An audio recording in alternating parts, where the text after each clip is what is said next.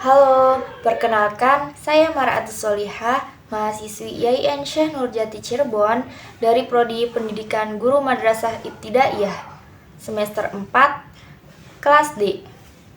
Di sini saya akan mendongeng kisah teladan dari seorang Uwais Al-Qarni. Bagaimana ceritanya? Yuk kita simak. Dalam sebuah hadis yang diriwayatkan oleh Muslim, Rasulullah Shallallahu Alaihi Wasallam bersabda bahwa sebaik-baik tabi'in atau pengikut adalah seorang laki-laki yang biasa dipanggil Uwais. Nama lengkapnya Uwais Al-Qarni.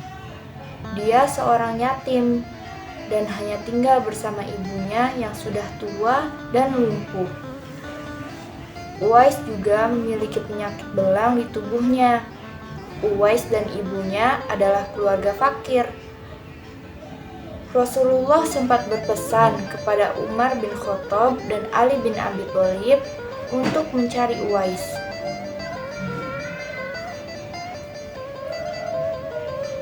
Carilah Uwais dan mintalah kepadanya agar memohon ampun untuk kalian. Sabda Rasulullah SAW seperti yang diriwayatkan dalam hadis Sahih Muslim. Nah, siapa sih sebenarnya Uwais Al-Qarni sehingga begitu istimewa bagi Rasulullah?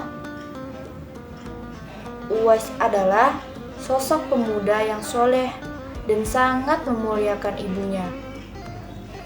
Uwais senantiasa merawat dan memenuhi semua perintah ibunya.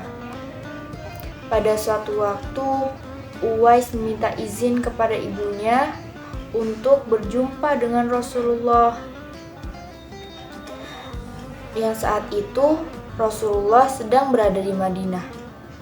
Ibunya mengizinkan dan berpesan kepada Uwais agar cepat pulang karena merasa sakit-sakitan. Sampai di Madinah, Uwais langsung menuju rumah Rasulullah. Namun, sayangnya, Uwais tak bisa bertemu dengan Rasulullah sebab sedang di medan perang. Teringat pesan sang ibu agar lekas kembali ke Yaman, Uwais dengan terpaksa pamit kepada Siti Aisyah radhiyallahu anhu, istri Rasulullah yang ketika itu ada di rumah. Tak lupa, dia menitipkan salam untuk Rasulullah. Kisah lain dari Uwais Al-Qarni adalah senantiasa memenuhi keinginan ibunya. Namun, ada satu permintaan yang belum bisa ia penuhi. Ibunya ingin sekali pergi menunaikan ibadah haji ke Mekah yang sangat jauh dari tempat tinggalnya. Suatu ketika, Nah, ibu mempunyai satu permintaan. Iya, Bu. Katakan saja, permintaan apa yang harus aku penuhi? Ibu sudah tua, Nak. Mungkin hidup ibu tidak akan lama lagi. Ibu ingin sekali menunaikan ibadah haji ke Tanah Suci Mekah.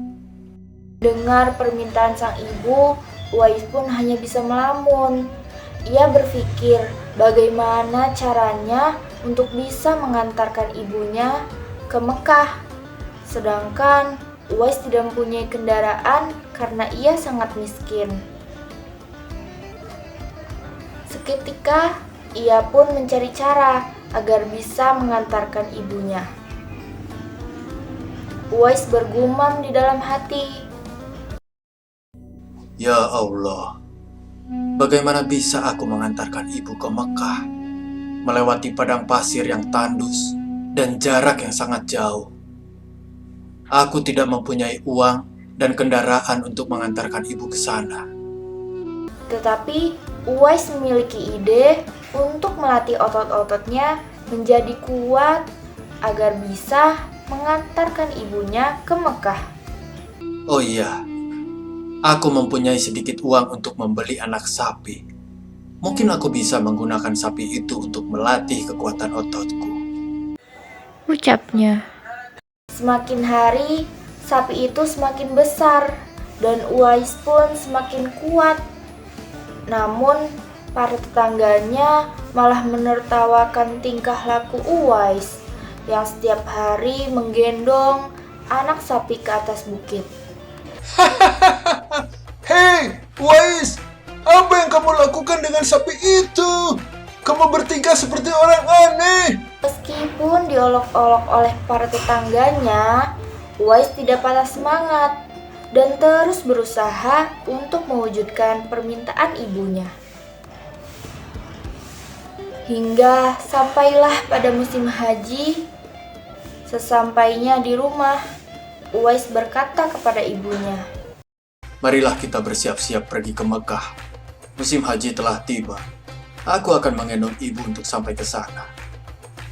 Wahai anakku Uwais, apakah kamu sanggup untuk menggendong ibu sampai ke Mekah? Iya, Bu. Marilah, naik ke punggungku. Aku akan mengantarkan ibu ke sana. Ridhomu adalah ampunan bagiku.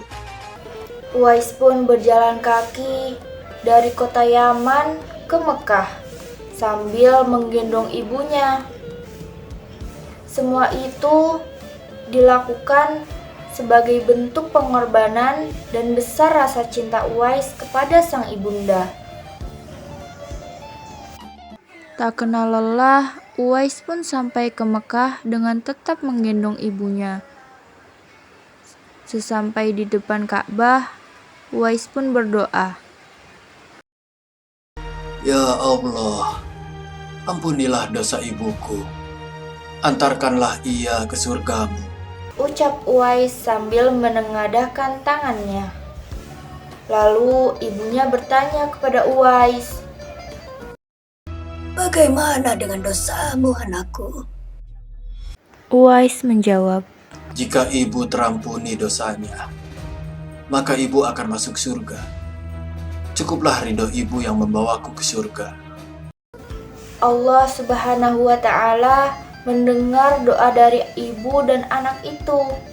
Seketika penyakit sopak yang diderita oleh Uwais hilang dari tubuhnya dan hanya tertinggal bulatan putih di tengkuknya, dan bulatan tersebut menjadi tanda pengenal di tubuh Uwais. Rasulullah SAW telah menjamin Uwais untuk masuk surga karena ketaatan dan kasih sayang kepada ibunya. Uwais yang berbakti kepada ibunya tak hanya terkenal di kalangan manusia saja, bahkan para malaikat-malaikat di langit pun mengenal Uwais. Dari kisah Uwais mengajarkan kita agar senantiasa berbakti kepada orang tua, karena doa orang tua bisa mengantarkan kita ke surga. Semoga dari kisah Uwais Al-Qarni kita bisa meniru berbagai sifat baik yang ada di diri Uwais Al-Qarni.